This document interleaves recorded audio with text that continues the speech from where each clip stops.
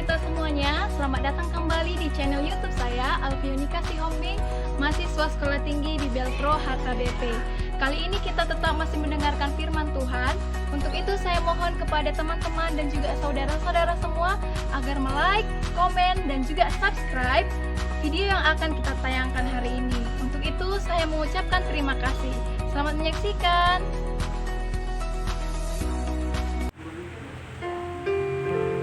Firman Tuhan bagi kita pada hari ini tertulis dari Matius 6 ayat 21. Karena di mana hatimu berada, di situ juga hartamu berada. Demikian firman Tuhan. Saudara-saudara yang terkasih, setiap orang tentu menginginkan kekayaan di dalam hidupnya. Kekayaan yang melimpah dari harta benda yang tentunya dapat membahagiakan hidupnya. Namun, banyak orang yang memiliki kekayaan, harta yang melimpah, menjadi memiliki sifat hati yang tinggi dan sikap sombong, dan cenderung melihat orang dengan kerendahan dan bahkan pelit dalam memberi.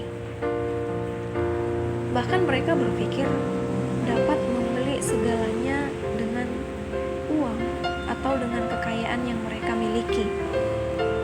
Seakan tidak ada hati untuk memberi dan menolong.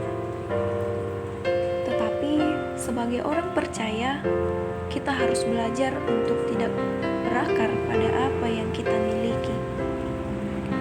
Saudara-saudara yang terkasih, Matius ingin mengatakan bahwa di mana hartamu berada, baik di bumi atau di surga, di situ juga hatimu berada.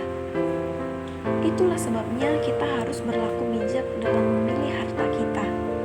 Sebab sifat pemikiran kita dan akibatnya tujuan hidup kita akan bersifat kedagingan atau rohani, duniawi atau surgawi menurut pilihan kita itu. Hati mengikuti harta, sama seperti jarum mengikuti magnet. Di mana hartamu berada, disitulah nilai dan harga dirimu berada. Dan di situ pula cinta dan perasaan berada. Para murid Yesus harus mengambil keputusan yang benar tentang bagaimana bersikap terhadap kebutuhan material. Orang Kristen harus tahu membuat prioritas yang benar. Dan yang harus diprioritaskan adalah harta surgawi, bukan harta duniawi. Kita harus mengutamakan yang kekal dan menomorduakan yang sementara. Dan harta harus ditempatkan sebagai hamba dan alat. Jika kita salah prioritas dalam soal harta, akan membuat kita kehilangan kesukaan dalam hidup kita. Saudara-saudara yang terkasih, Yesus mengajak kita mengubah cara pandang kita tentang harta dan kebutuhan kita. Ia mengingatkan bahwa kebutuhan dalam hidup kita tidak sama dengan kebutuhan kehidupan itu sendiri. Mulai dari makanan, pakaian, tempat tinggal, dan harta adalah penunjang kehidupan. Dan yang lebih penting untuk kita perhatikan dan yang menjadi kepentingan utama perhatian Tuhan adalah kehidupan kita. Kita diajak Yesus untuk menghargai hidup berdasarkan kasih dan perhatiannya, bukan berdasarkan apa yang kita makan, pakai, dan yang kita miliki. Dan Yesus juga mengingatkan bahwa tujuan orang Kristen adalah mengumpulkan harta yang jauh lebih mulia dan bernilai kekal, yaitu harta surgawi. Harta ini dapat berupa apapun yang bernilai mulia dan kekal,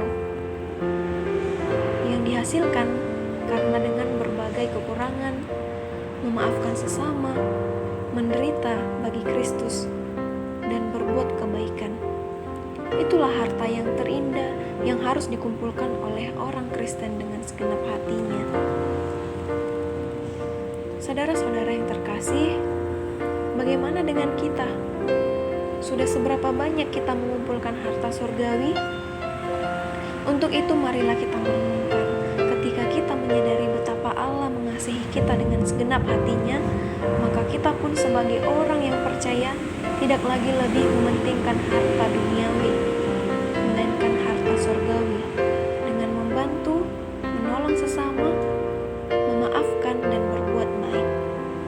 Karena di mana hartamu berada, di situ juga